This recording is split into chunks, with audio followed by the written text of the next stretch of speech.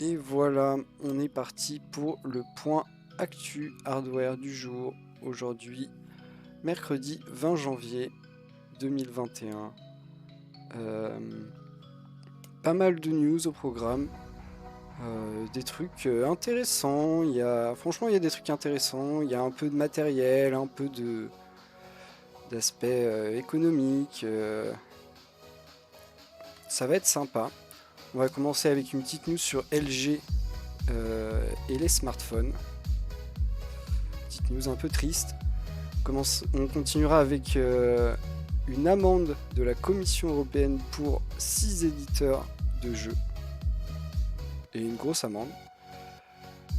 Petite news sur le retour de la LFL, la Ligue française de League of Legends, qui est revenue hier.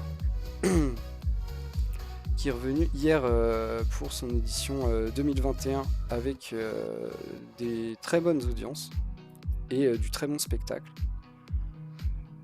On aura la présentation d'un tapis de souris géant de chez Corsair. Alors ça, pour en avoir l'utilité, mais en vrai, pour les grands bureaux et tout, c'est plutôt sympa. On n'a pas le prix. On verra ça. Malheureusement, on n'a pas le prix. Ce que j'aurais surtout aimé savoir, mais on verra.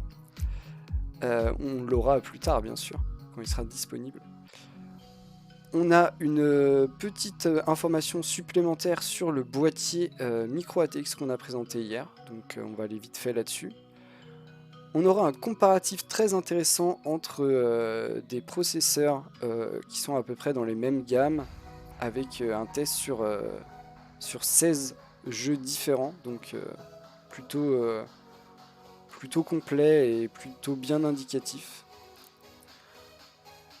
On aura un bon plan, premier bon plan d'aujourd'hui sur un Ryzen 7 5800X, oui, les 5000, qui est à un prix raisonnable. Si, raisonnable, c'est vrai. Petite news Nvidia Shield très rapide, petite news G-Sync Ultimate, toujours chez Nvidia. On va aussi essayer de ne pas être trop long, je vais vous expliquer vite fait, comme ça vous pourrez briller entre geeks. Mais voilà, ça fait beaucoup de bruit en ce moment, donc je vais l'aborder, même si c'est pas si passionnant que ça. Une petite news sortie de matériel chez MSI, une RTX 3060 Ti un peu spéciale. Des petites fuites d'informations comme quoi il y aurait un retour en production des 2060 et 2060 Super, plus ou moins démenti par Nvidia, mais plus ou moins insistant tout de même, donc on sait pas trop quoi en penser, mais c'est possible. On va en parler et savoir pourquoi, quel est l'intérêt. Petite news très technique qui va nous montrer les améliorations faites sur un modèle. C'est une 3060 Ti de Gigabyte. Du coup, c'est un peu compliqué et pas très clair, mais vous allez voir, on va y passer quelques minutes. On finira avec 2 cartes graphiques très haut de gamme disponibles, mais très haut de gamme. Et 2 écrans. Alors le premier classique, le deuxième, on sait pas trop où il veut se placer, mais plus haut de gamme, clairement plus haut de gamme. On peut commencer tout de suite avec cette news de LG. Alors ça fait du bruit, ça fait beaucoup de bruit, vous connaissez sûrement LG, une très grosse marque qui fabrique plein de choses d'ailleurs, qui est notamment très réputée pour ses écrans, mais pas que, ils font je crois de l'électroménager aussi, enfin voilà, plein de trucs, et notamment des smartphones, même si je vous avoue que personnellement ça fait quelques temps que j'ai pas vu les derniers smartphones, des smartphones sortis par LG. Et il est vrai que ça se passe pas très bien pour la division smartphone de chez LG, parce qu'ils gagnent pas d'argent, voire ils en perdent, donc c'est compliqué. Et ils sont en train d'envisager, c'est quand même quelque chose d'assez énorme pour une grosse société comme LG, de changer les choses, voire d'arrêter totalement leur division smartphone. Je pense qu'ils sont encore en train de... En fait, le problème, c'est qu'ils ont déjà perdu beaucoup de parts de marché. Ils ont encore, j'imagine, l'espoir de trouver une nouvelle technologie, un produit un peu atypique pour reconquérir des parts de marché, même si aujourd'hui, le marché du smartphone, c'est quand même la jungle. C'est très compliqué, il y a des très gros acteurs qui mangent la majorité du gâteau et ensuite il reste pas beaucoup pour les autres. C'est vraiment les miettes. Et visiblement, ils ont plus trop envie d'assumer financièrement les pertes de leur division smartphone. Là où d'autres divisions s'en sortent mieux, hein, heureusement. On n'est pas en train de parler de la faillite de LG, mais juste les téléphones, on va voir. Peut-être que dans les années à venir, ça fermera. Je pense qu'ils ont encore 2-3 petits prototypes à essayer, voir si ça marche, si ils arrivent à trouver des clients. Mais ça tiendra pas longtemps et ça a l'air compliqué, hein. Ça a l'air vraiment compliqué pour LG qui est pourtant un mastodonte, hein. On parle pas d'une petite boîte qui a essayé machin, hein. C'est quand même une grosse boîte. Donc la fin d'une aventure pour LG et les smartphones, peut-être. À voir si les choses s'améliorent dans les mois, années à venir, mais pas sûr qu'ils acceptent d'avoir des pertes d'argent parce que un de leurs secteurs ne se porte pas bien et de le renflouer à l'infini. Donc on verra ce que nous réserve le futur de LG, mais ça sent mauvais, hein. Ça sent quand même mauvais et ça fait quelques années que ça va pas très bien dans la division smartphone. Donc on verra, mais ça fait beaucoup parler en ce moment et couler d'encre. Donc c'était bien de l'aborder, vous aurez l'info et vous ne serez pas surpris si jamais ça tombe. On continue avec une amende de la Commission européenne à 6 éditeurs de jeux. Alors ils mettent Yosoja, ils mettent en avant Valve notamment, mais on a pas seulement Valve, on a Bandai Namco, Capcom, Focus Home, Koch Media et Zenimax, branche de Bethesda, qui sont désormais déclarés coupables.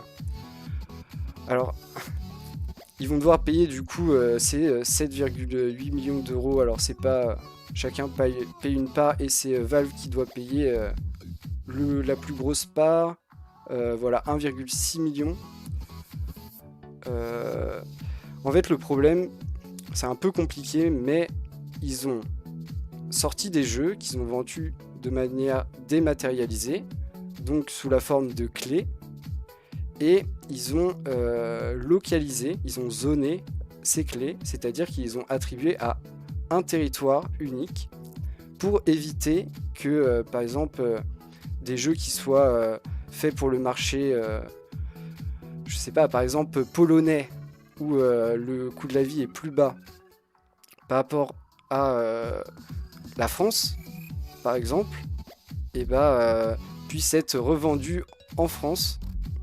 Et donc, pour l'Europe, c'est illégal, parce qu'on a les fameux accords de libre-échange qui font qu'on n'a pas le droit de faire ça, et donc ils payent des amendes. Là, c'est bon, c'est acté. J'imagine qu'ils vont faire un maximum pour soit délayer, soit essayer de faire des recours, machin. Il y a peu de chances que ça passe. Nous, nos accords de libre-échange en Europe, ils sont assez costauds. Et même nous, en tant que pays, parfois, on peut pas aller contre. Donc il y a des grandes chances que sur ce coup-là, ils payent. Et pour nous, c'est plutôt bien parce que ça nous laisse la possibilité déjà d'avoir des jeux forcément un peu moins chers et de laisser une concurrence totale. Et Yo qui te cache. Et en vrai, ça c'est cool. Heureusement, c'est nos lois à nous. C'est grâce à nos lois à nous et clairement pas. Enfin, ça se passe pas pareil chez les autres, quoi. C'est juste parce que nous, on est européens, qu'on a certains traités qui s'appliquent uniquement en Europe. Et, euh, et du coup, ils peuvent mettre ce genre d'amende. En tant que pays seul, c'est toujours plus compliqué. C'est un peu la force de l'Europe d'être plusieurs. Faut bien que ça ait des avantages. On continue avec du League of Legends. Alors on va pas passer trop longtemps. Je sais pas si vous êtes amateur de League of Legends, donc je veux pas vous bassiner si vous aimez pas ça. Mais voilà, hier soir c'était le retour de la LFL. La LFL, c'est la Ligue française de League of Legends. Donc vraiment que des structures françaises. Euh, ça revenait hier soir et ça a fait plus de 100 000 spectateurs en simultané. Donc c'est plutôt sympa, hein, franchement, comme, comme retour. Comme retour, ça régale un peu.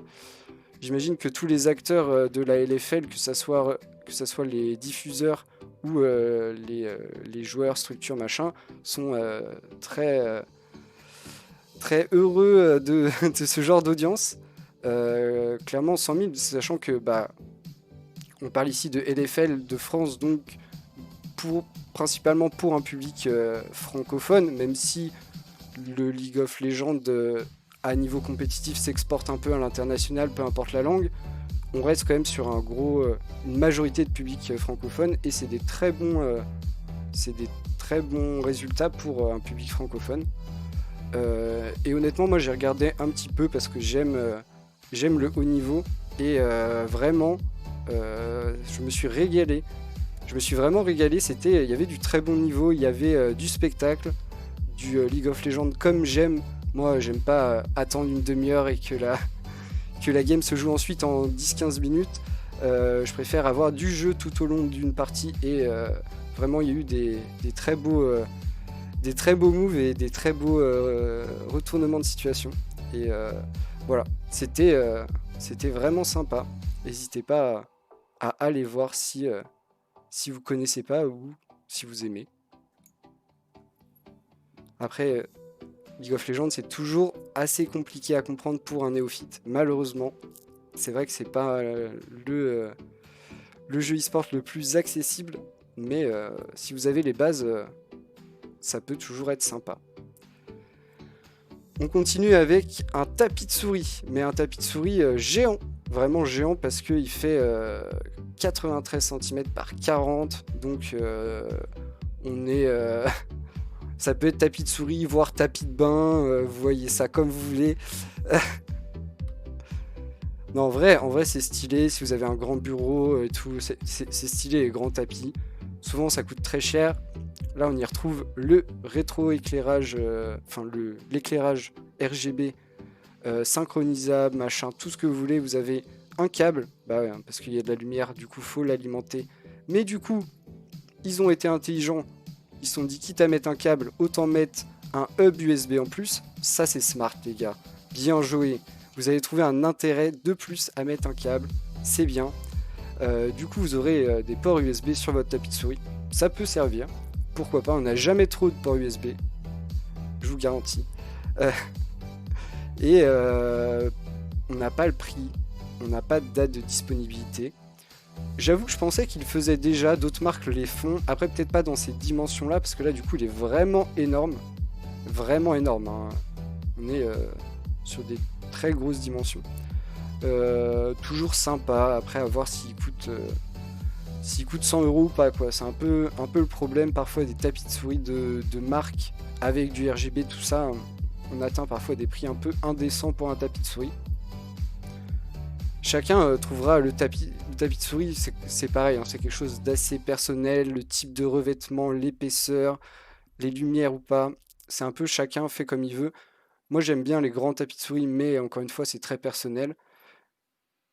juste le prix, mais là on l'a pas, donc voilà. Sinon l'idée est sympa, et bien joué pour les ports USB, là on sent qu'il y a eu des ingénieurs sur le coup, là on sent qu'il y a eu de la réflexion et du brainstorming pour se dire, c'est moche quand même de mettre un câble, ouais mais on est obligé parce qu'on veut mettre de la lumière, et bah si on mettait un peu des ports USB en plus, comme ça, c'est utile. Eh ouais, bien joué. Non, non, moi, franchement, j'ai pas de soundbox, mais sinon, j'aurais mis des applaudissements parce que ça mérite. Euh, Vraiment, bien joué. On continue avec un boîtier que je vous ai présenté hier. Alors, en vrai, il est quand même très classique. Seul truc, il est micro ATX, donc un peu plus petit qu'une tour standard. Vous voyez, on peut mettre que 2 ventilateurs en façade. Compatible avec plein de trucs. Plutôt qualitatif en termes de matériaux parce qu'il fait quasiment 5 kg. Information supplémentaire du jour, il coûte environ 45 € avec les 3 ventilateurs, ce qui est très très accessible. Malheureusement, ce sont des prix qui sont convertis d'une autre monnaie. J'imagine que c'est Hong Kong dollar, non? Moi, je vois bien le Hong Kong dollar. J'avoue, je sais pas ce que c'est HKD comme monnaie. Pardon, je me suis pas renseigné là-dessus, mais Hong Kong, j'y crois bien. Et du coup, c'est de la conversion, donc on sait pas vraiment. Et puis, il y a toujours les histoires de taxes, tout ça, les frais de douane. On ne sait pas vraiment si 45 € c'est vraiment le prix pour nous. Mais on peut se dire que c'est une bonne base pour partir sur ce boîtier, et à 45 € avec 3 ventilateurs RGB, c'est sympa. En vrai, c'est sympa. On apprécie pour un boîtier bien fini avec du verre trempé, tout ce qu'on a sur un boîtier haut de gamme. C'est des bons plans. C'est des bons plans. Peut-être pas, on n'aura peut-être pas exactement tout ce qu'on retrouve sur du haut de gamme qu'on paye cher, parce qu'il y a toujours des trucs. On paye souvent des marques, mais on paye aussi de la recherche, on paye l'innovation, on paye plein de trucs. Hein. Et je pense qu'ici, on essaye de trouver un juste milieu entre prix et objet bien fini. Donc c'est plutôt intéressant. À voir si c'est un jour disponible chez nous. Parce que là, ça a l'air quand même pas chez nous. Sachant qu'ils nous donnent des devises que je ne connais pas. Donc ce n'est pas les États-Unis, parce que je connais la devise des États-Unis. Donc on verra. On verra si un jour je vois ça sur un site de vente. Je vous le mettrai avec le prix, avec grand plaisir. On continue avec du processeur plutôt accessible.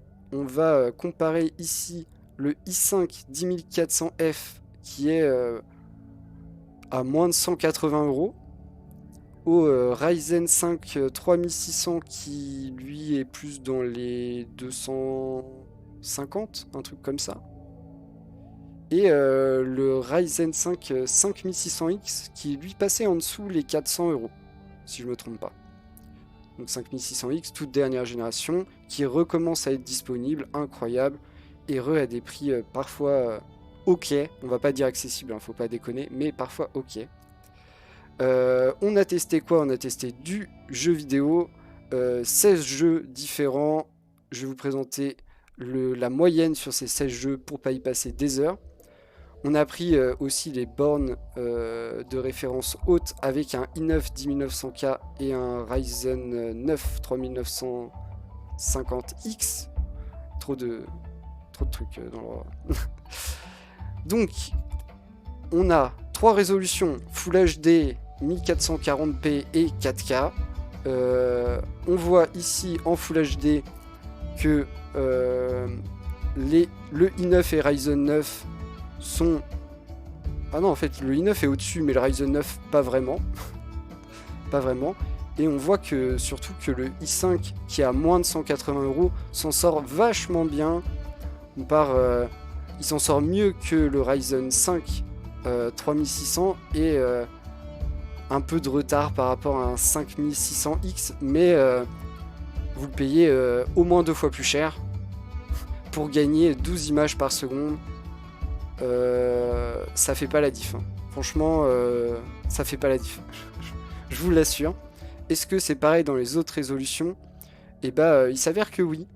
En fait, à chaque fois, le i5, on le voit, à chaque fois, il se tient au même niveau que les autres, et encore plus, bon, on rappelle, c'est du gaming, et on nous met des processeurs, ça c'est des processeurs qui valent 600 € ou plus à côté, et celui-là qui vaut moins de 180 €, on voit qu'on a les mêmes résultats, à peu de choses près, sur du gaming. Oui, parce que sur du gaming, avoir plus de 6 cœurs, ça ne sert à rien.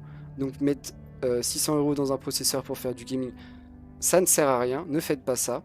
Et même en 4K, qui est la résolution la plus exigeante à l'heure actuelle, personne ne joue à plus haute résolution que la 4K. Et même là, pas de différence. Zéro. Aucune. Ils ont aucun processeur n'a le même prix. Ils ont tous le même rendu de performance avec environ 61 images par seconde au minimum et en moyenne 71.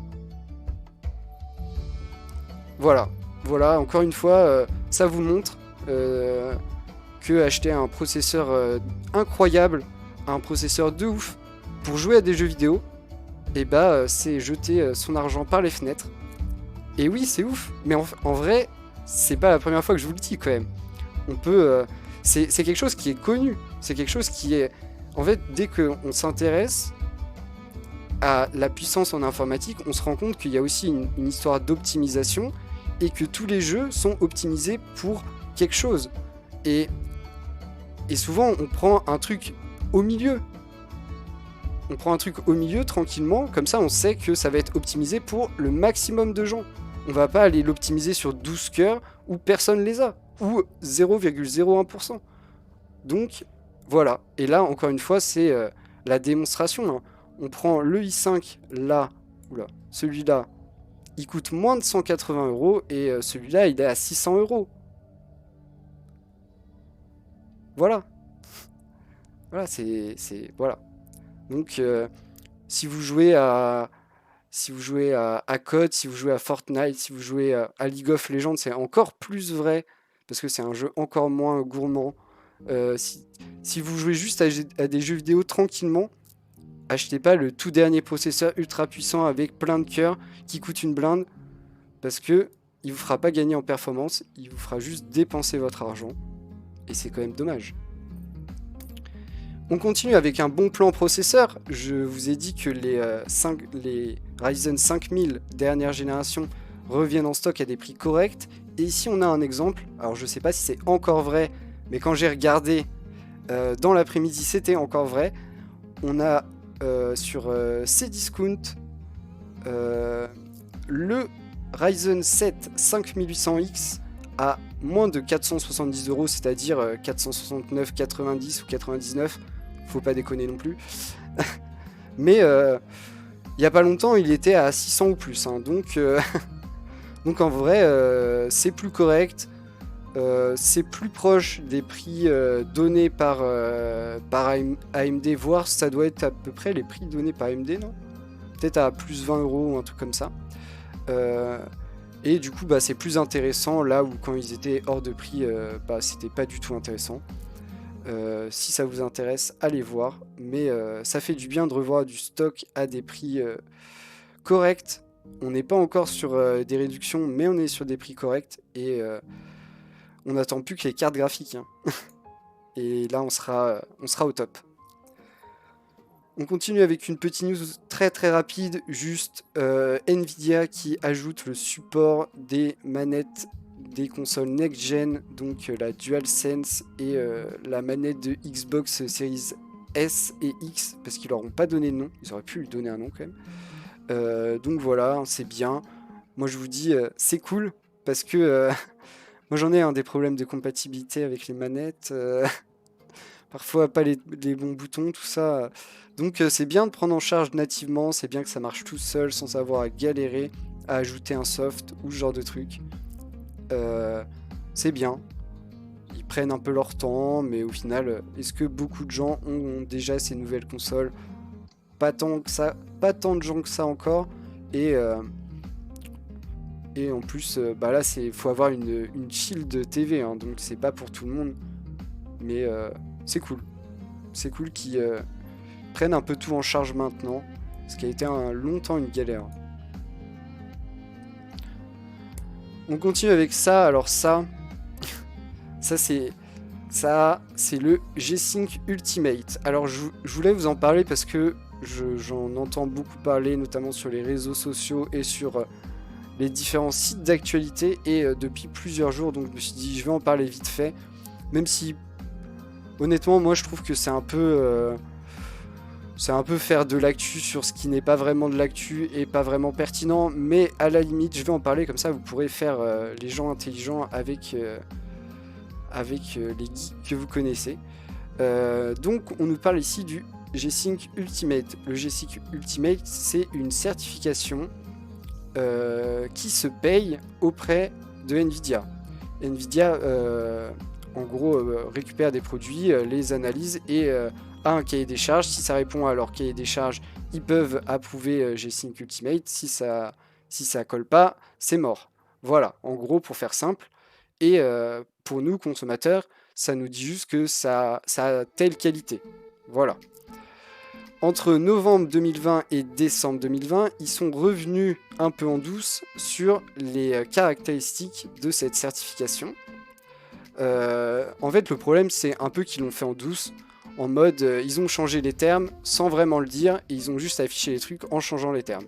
Alors, ils sont passés, on va faire vite pour pas ennuyer tout le monde, mais ils sont passés de including HDR over 1000 nits brightness.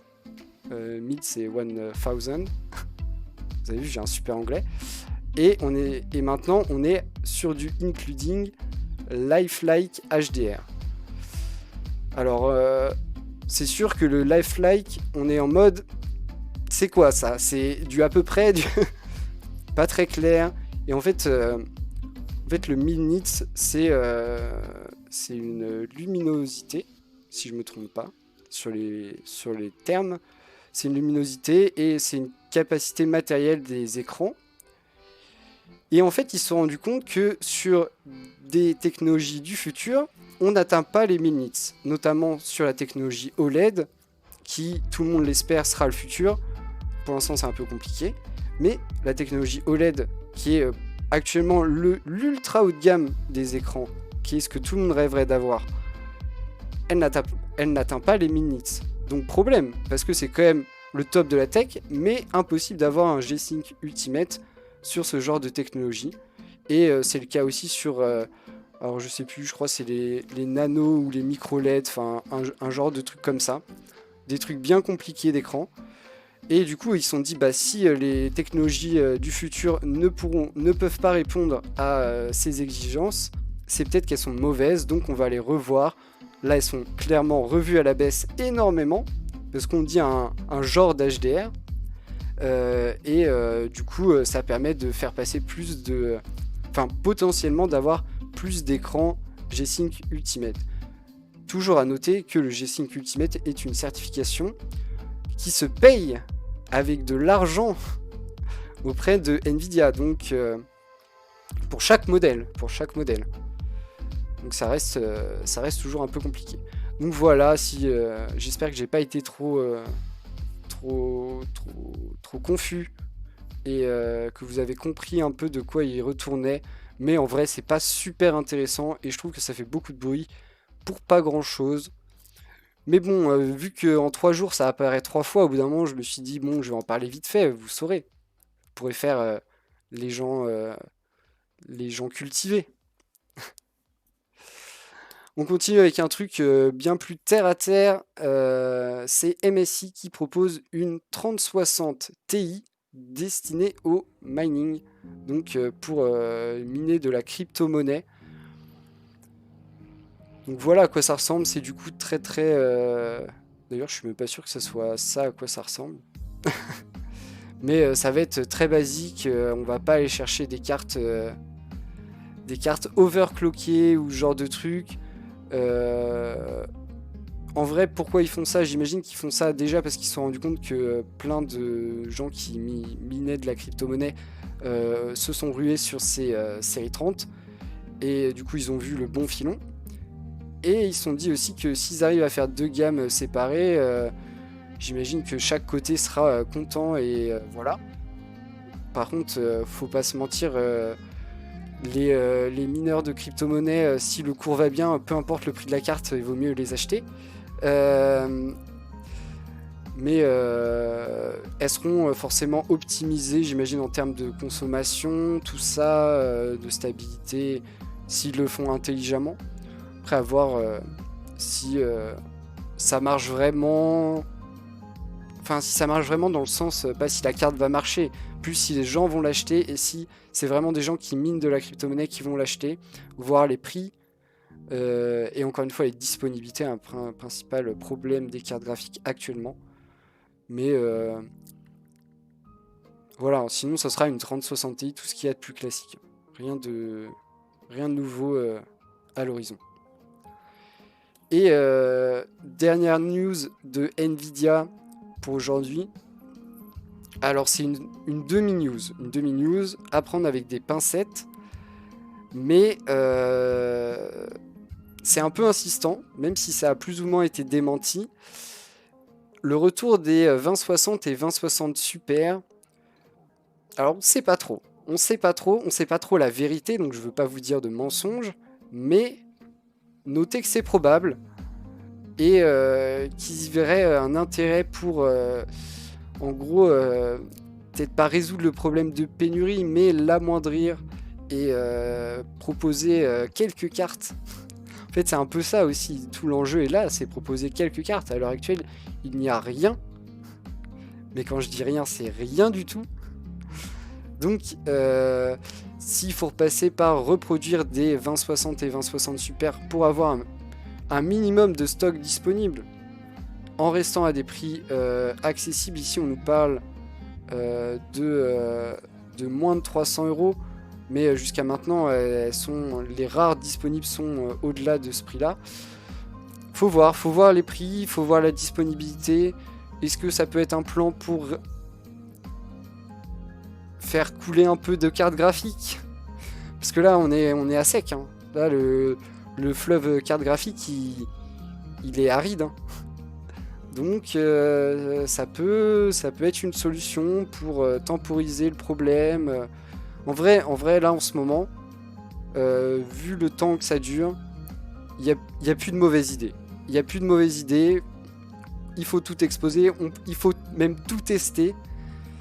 Là, ça commence à être vraiment long, vraiment problématique. Il faut agir, quitte à se tromper parfois, mais en vrai, je préfère dire qu'ils se sont trompés qu'ils ne font rien et qu'il y a toujours rien. Voilà. Donc, à vous d'agir, mais ça peut être une piste. Ça peut être une piste. Songez-y et faites quelque chose. Parce que là, c'est vraiment trop triste. Quand tu cliques sur le rayon carte graphique de n'importe quel site de vente en ligne, c'est trop triste. Donc faites quelque chose, s'il vous plaît. Pour nous. On continue avec de la carte graphique. Oui, on a encore des cartes graphiques à voir très très rapidement. Cette news qui nous montre une petite révision d'une carte graphique. Alors, on va pas rentrer dans les détails de cette carte graphique, juste pour montrer un peu ce qu'on peut faire quand on travaille un peu plus un produit. Ici, on a gagné en épaisseur, on peut le voir. Ici, l'ancienne version, ici, la nouvelle. De façade, on ne voit pas beaucoup de changements. Quand on regarde sur la tranche, on voit quelques changements, on voit qu'il y a eu du travail. Pareil, du coup, ici. Et dernier point au niveau du refroidissement, on est passé de quelque chose avec des motifs un peu étranges à directement le radiateur. Bah ouais, hein. Ça ventile mieux quand il n'y a pas d'obstruction. Donc voilà, mais en vrai c'est le genre de truc où on se dit peut-être que le premier produit il est sorti un peu à la va-vite, peut-être que c'est des choses qui auraient pu être pensées, peut-être pas pour la hauteur, enfin l'épaisseur de la carte, mais au moins ce genre de truc. Effectivement, si on enlève les parties en métal, l'aération sera bien meilleure, hein. Il n'y a pas besoin d'être un super scientifique pour s'en rendre compte. C'est quand même le b.a.-ba. Donc voilà. Juste quand on réfléchit un peu aux choses, on peut faire des trucs mieux. Et certaines marques revoient leurs copies. Et c'est bien. C'est bien de revoir leurs copies. En espérant qu'elle ne sera pas plus chère. Ça, c'est pas gagné. Des cartes hors de prix, il y en a en stock. Oui, oui, oui, une 3090. Alors, c'est une 3090 de chez Gainward, disponible à 1950 €. C'est très très cher. C'est une 3090. Quand j'ai regardé, elle était encore disponible. Elle ressemble à ça. C'est un vrai monstre. Elle va être énorme. C'est une 3090. Il faut une sacrée alimentation pour la mettre dans votre config, bien sûr. On y retrouve les 24 Go de mémoire. Est-ce que vous voulez voir si elle est encore disponible? Attention, elle est encore disponible. Personne ne l'a acheté. Bon, il y en a peut-être plus d'une en stock, mais sûrement pas beaucoup tout de même. Bonsoir Toxique. Et en vrai, un design pour le coup atypique. Ils sont un peu mouillés, pourquoi pas. Moi j'ai pas les moyens, je suis désolé. Je suis pas contre avoir une 3090, juste pas le budget. On continue avec une autre carte hors de prix. Et oui, il y en a, c'est les seules disponibles, hein, les cartes que personne peut acheter. Elle est un peu moins chère, elle est à seulement 1500 €. On perd quand même 450 par rapport à l'autre modèle, mais rien à voir. C'est une RX 6900 XT de chez Asus. Design pour le coup très très classique. On y retrouvera 16 Go de mémoire dédiée. Et du coup, le meilleur de la technologie AMD en termes de carte graphique. En tout cas à l'heure actuelle. Pour la modique somme de 1500 €. Est-ce que c'est encore disponible? Oui! Personne ne l'a acheté, pareil. En vrai, elles sont sympas, hein, juste pas destinées à tout le monde. On finit avec des écrans. Premier écran, cet écran qui est pour le coup plutôt classique. On est sur du 27 pouces, Full HD, 1080p. On a quand même une fréquence de rafraîchissement de 165 Hz avec du AMD FreeSync Premium, une dalle IPS et 0,5 millisecondes de temps de réponse. Oui, si vous voulez. En termes de connectique, on y retrouve deux HDMI, un DisplayPort et une prise casque, des haut-parleurs. Ça, c'est un peu à la mode en ce moment de rajouter les haut-parleurs sur les moniteurs de PC. Ça se faisait vraiment très peu avant. Il est par contre réglable en inclinaison, ça oui, mais surtout en rotation, parce qu'on peut le mettre en mode portrait, ce qui peut être intéressant pour certains. Moi je sais que j'aimerais beaucoup avoir un écran en mode portrait. Pour l'instant c'est pas possible, mais dans le futur j'y pense sérieusement. On nous dit que son petit frère qui a 1 milliseconde de temps de réponse à l'heure actuelle se vend aux alentours de 250 €. Donc on peut se dire à peu près ces prix là pour celui-là. Je pense pas qu'ils vont augmenter le prix pour gagner 0,5 millisecondes.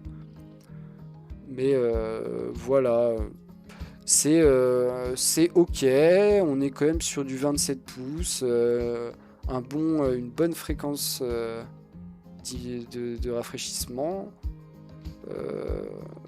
On est sur un bon moniteur pour faire du gaming, même un peu compétitif, d'une taille correcte, pour un prix correct si c'est dans les 250 €. C'est ok. Et on finit avec un écran un peu plus axé haut de gamme, parce que déjà on est sur du 32 pouces. Ensuite on est sur du QHD, donc 1440p, et il est incurvé, donc forcément c'est toujours un peu plus cher les écrans incurvés. Alors par contre là le design qu'on te donne le met pas vraiment en valeur. Son pied a l'air vachement sympa. En termes de connectique, on y retrouve aussi deux HDMI et un DisplayPort, mais aussi un hub USB avec 4 ports USB 3.2 et une prise jack. Pareil, réglable en hauteur, en inclinaison, mais aussi en rotation. Ici, on n'a pas de tarif et pas de date. Juste, moi, j'aurais aimé avoir une image un peu plus travaillée en visuel. Là, ça fait un peu l'image à l'arrache. Mais bon, je sais pas, hein. Je sais pas pourquoi AOC, ils ont pas investi plus dans leur département communication et graphisme. Mais il aurait mérité mieux, surtout que je pense qu'il s'oriente clairement vers le haut de gamme. Et du coup, bah, c'est mieux quand même d'aller chercher des beaux visuels quand on vise du haut de gamme. Parce que bah, le haut de gamme, il faut plaire sur tous les points, quoi. Il faut se montrer sous son meilleur jour. Et bah là, le visuel le met pas plus en valeur que ça. C'est un peu... juste l'image fait pas très haute résolution et tout. Enfin voilà. Mais l'écran a l'air sympa. Parce que là, je critique l'image, quoi. Je critique pas du tout l'écran, hein. Je critique juste l'image. L'écran a l'air sympa. Et on attendra le test. Mais j'aime beaucoup le pied. J'aime beaucoup le pied. Je le trouve très joli. Et voilà, ça conclut notre point actu hardware du jour. J'espère que vous avez apprécié. N'hésitez pas à me faire des retours, comme d'hab, je lis tout avec grand plaisir. Et on se retrouve demain pour la suite de l'actu hardware.